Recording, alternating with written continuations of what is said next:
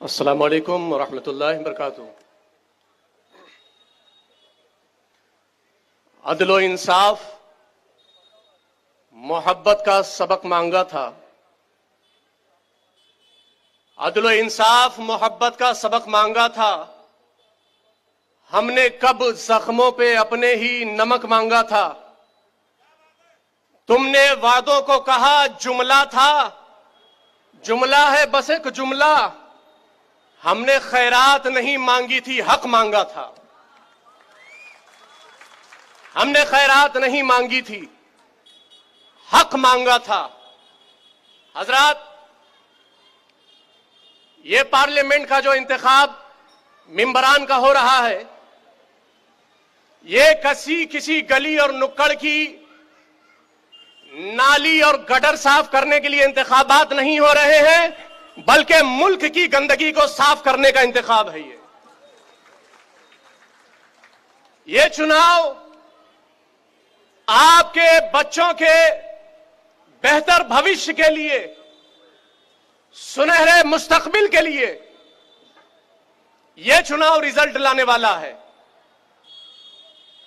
हम लोग अमली तौर पर वंचित बहुजन अघाड़ी के हिमायत में और इसकी ताईद में इसलिए हैं कि अभी 2 दिन पहले खिलाफत हाउस में मुस्लिम वोटर्स काउंसिल ऑफ इंडिया की दावत पर तमाम अहले सियासत और तमाम पार्टियों के नुमाइंदों को दावत दी गई थी कि आप आए, हमारी कौम के जिम्मेदारान आपसे कुछ सवालात करेंगे। अगर आप उनके जवाबात इत्मीनान बख्श दे देते हैं, तब यह कौम फैसला करेगी कि हमें चुनाव में किसे जिताना है।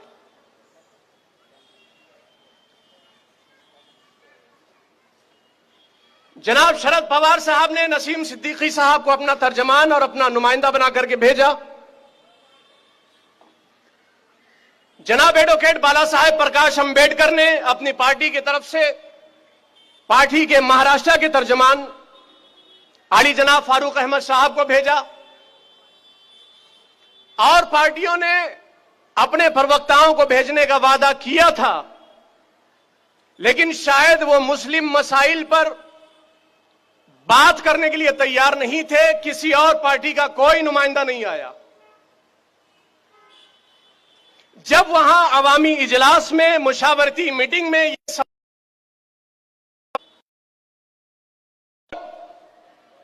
कहीं जालिमों के अकाउंट में तो नहीं जाएगा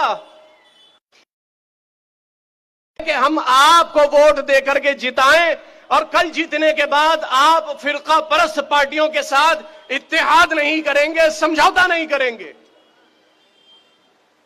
अगर इस बात की किसी ने जमानत दी है और दावा किया है कि हम जीतने के बाद भी किसी फिरका परस्त पार्टी के साथ नहीं जाएंगे, तो महाराष्ट्र की सरजमीन पर वाहिद यह पार्टी वंचित बहुजन अघाड़ी है, जो आज गारंटी देने के लिए तैयार है कि हमारा विश्वास विकास के कामों में है और हमें मुल्क में बदअमनी और फसाद फैलाने वाले लोगों को कामयाब नहीं होने देना है। और यह दावा इस पार्टी की जानिब से आज का नहीं है। ऐसा नहीं है कि इंतखाब का मौका है, चुनाव का टाइम है तो ये लोग ये बातें कर रहे हैं। 5-6 सालों से आप अखबारात उठा करके देख लें, रिकॉर्ड मौजूद है। इस मुल्क में जहां मजहबी रहनुमाओं की शान में की जाने वाली गुस्ताखियों के खिलाफ सबसे पहले आवाज अगर किसी ने उठाई है और इस मुल्क को फसाद की आग में जलने से बचाने की जिसने कोशिश की है, उस जात का नाम है बाला साहेब प्रकाश अंबेडकर, जिन्होंने पैगंबर मोहम्मद सल्लल्लाहु अलैहि वसल्लम बिल के नाम से एक कानूनी ड्राफ्ट तैयार किया और महाराष्ट्र की विधान परिषद में उसे पेश भी करवाया। शहनशाह औरंगजेब आलमगीर रहमतुल्लाह अलैह के नाम पर फसाद फैलाने की कोशिशों को नाकाम भी इसी शख्सियत ने किया।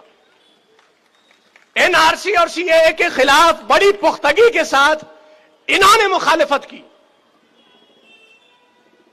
और इसी तरह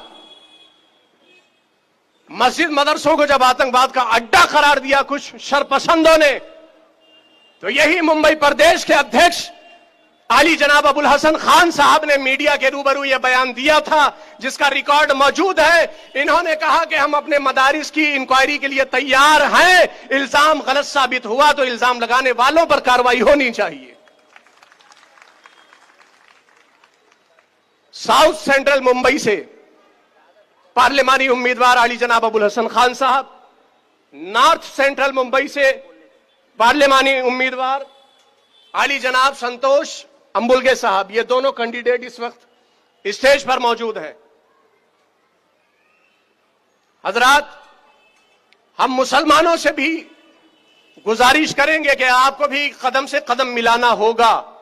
जब आपके उन तमाम हसास मसलों पर, जिस पर कोई बात करने को तैयार नहीं है, जिस पर आपके साथ कोई खड़ा होने को तैयार नहीं है, आपके हर उन मामलात पर, हर उस आवाज पर वंचित बहुजन अघाड़ी और इसके जिम्मेदारान खड़े हैं, तो ये हमारा भी अखलाकी फरीजा बनता है कि हम अपने हुकूक की बाजियाबी के लिए वंचित बहुजन अघाड़ी के उम्मीदवारों को कामयाब करें।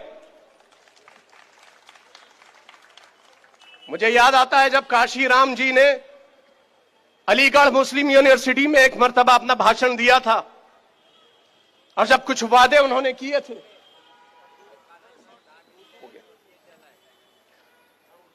देखिए टाइम बहुत कम है और बातें करने के लिए हमारे पास बहुत बड़े बड़े लोग मौजूद हैं। बस ये आखिरी बात मैं कह करके रुखसत हो रहा हूं आपसे। अलीगढ़ मुस्लिम यूनिवर्सिटी के एक स्टूडेंट ने काशीराम जी से कहा, ये बताइए कि आप मुसलमानों के लिए क्या करेंगे। तो काशीराम जी ने कहा कि आप स्टेज पर आ जाइए। स्टेज पर बुलाया और फिर कहा माइक पर यह सवाल करो। उन्होंने माइक पर सवाल किया कि आप मुसलमानों के लिए क्या करेंगे। तो उन्होंने, काशीराम जी ने माइक पर आकर के जवाब दिया कि मैं मुसलमानों के लिए क्यों कुछ करूं। मेरा मानना यह है कि तुम खुद अपने लिए कुछ करने के लिए तैयार क्यों नहीं हो। तुम दूसरों से उम्मीद लगाए बैठे हो, ये करेगा क्या, वो करेगा क्या, वो करेगा क्या। तुम खुद कब आगे बढ़ोगे और अपने हक की आवाज कब उठाओगे। आज जब बाला साहेब प्रकाश अंबेडकर ने मुसलमानों के हुकूक की हर मौके पर आवाज उठाई है, तो मुसलमानों का यह अखलाकी और सियासी फरीजा बनता है कि वंचित बहुजन अघाड़ी की आवाज से आवाज मिलाएं, कदम से कदम मिलाएं और इस पार्टी के हर नुमाइंदे को हर जगह कामयाब करें।